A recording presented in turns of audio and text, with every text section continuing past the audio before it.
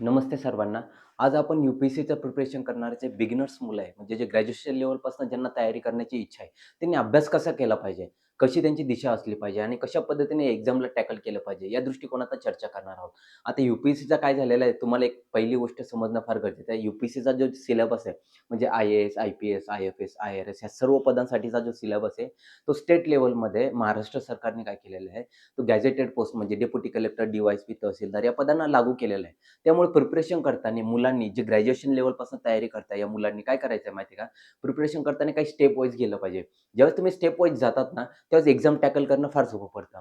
For example, आता तुम्हाला सुरुवात करायची तर पहिला क्वेश्चन आहे, की रिसोर्सेस काय-काय? तुम्ही रिसोर्सेस फाइंड आउट करा. नंबर सेकंड, स्टार्ट कसं केलं पाहिजे? स्टार्ट म्हणजे काय माहिती आहे? फॉर एक्झाम्पल सांगतो.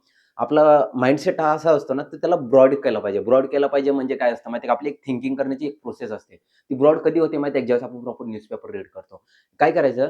तुम्हाला जो पण न्यूजपेपर म्हणजे मी तुम्हाला स्टेप बाय स्टेप सांगतोय. तुम्ही या पद्धतीनं जावं आणि या पद्धतीनं प्रिपरेशन करावं. कळालं का? रिसोर्सेसची आपण लिस्ट पाठवलेली आहे. आपलं याच्यामध्ये सुद्धा नाही का काही लेक्चर झालेले आहे मागे. ते YouTubeच्या चॅनलला ह्या फायनल चॅनलला जाऊन काही लेक्चर्स टाकलेले. तिथं लिस्ट काढावी आणि Telegramच्या पण चॅनलला काही लिस्ट टाकलेली आहे. सो तुम्ही अशा पद्धतीनं बघू शकता. नंबर सेकंड काय माहिती आहे का, की प्रिपरेशन स्टार्टिंग पॉइंट कसं असतं माहिती आहे का, न्यूजपेपर पिकअप करायचा कोणता पण. त्याचं एडिटोरियल पेज जे असतं ना, ते प्रॉपर वाचायचं. एक्सप्लेन पेज प्रॉपर वाचायचं आणि त्याचं इकॉनॉमिक्स टाइम्सचं इकॉनॉमिक्स नावाचे एक आर्टिकल असतात. हे 3 पेज प्रॉपर वाचायचे.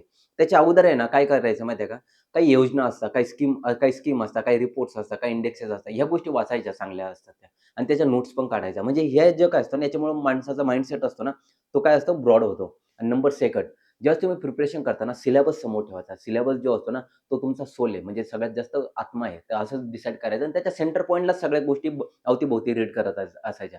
म्हणजे फॉर एक्झाम्पल सोसायटीच्या रिलेटेड सेक्युलरिझम नावाचं एक आर्टिकल आलं. कुठं? पेपरमध्ये.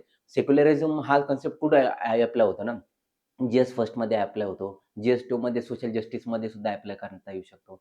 म्हणजे ह्या गोष्टी असताना आपल्याला समजलं पाहिजे, की नेमकी कुठं कोणता पॉइंट आहे, कुठं कोणता पॉइंट नाही. नंबर सेकंड, आता फॉर एक्झाम्पल कम्युनॅलिझमवर एखाद्या सांप्रदायिक आधारावर एखादं मॉब लिंचिंग झालं.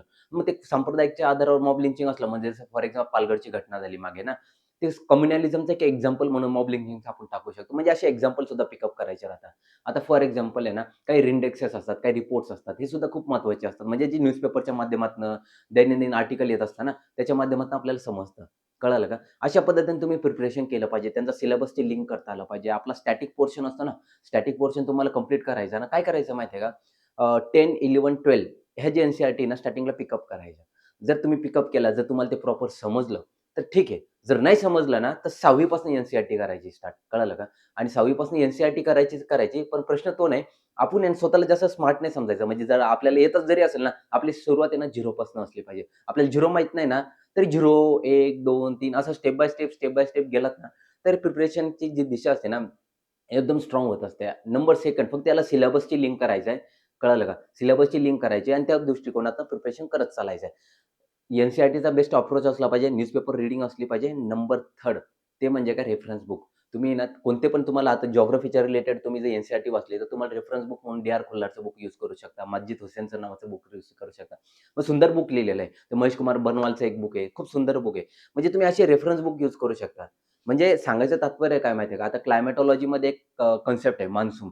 आता मान्सून तुम्हाला रीड करायचं आहे. कोणतंही एक बुक कसं असतं माहिती आहे का? तुम्हाला जर प्रॉपर अंडरस्टँडिंग करायचं असेल, रीड करायचं असेल, कारण अंडरस्टँडिंग बेस, कन्सेप्ट बेस या 2 गोष्टी महत्त्वाच्या असतात ना. एखादी अंडरस्टँडिंग करायचं आहे, तर आपल्याला कन्सेप्ट एक बुक किती कव्हर करतं ना जास्तीत जास्त? फार थोड्या प्रमाणात कव्हर करतं.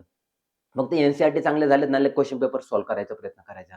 त्याच्यानंतर टेस्ट देण्याचा प्रयत्न केला. Test series is most important in test series जी असते ना, ती खूप इम्पोर्टंट असते, जेव्हा तुम्ही प्रिपरेशनच्या फेजमध्ये असतात. सो अशा पद्धतीनं प्रिपरेशन केलं पाहिजे बिगिनर्सने. एन-सी-आर-टी बेसिक लेव्हलला वाचलं पाहिजे. न्यूजपेपर रीडिंग आता स्टार्ट केलं पाहिजे. या 2 जरी गोष्टी केल्यात, फक्त सिलेबस समोर ठेवला पाहिजे. या 3 गोष्टीच्या आधारावर तुम्ही प्रिपरेशन करा. So thank so much. God bless you all.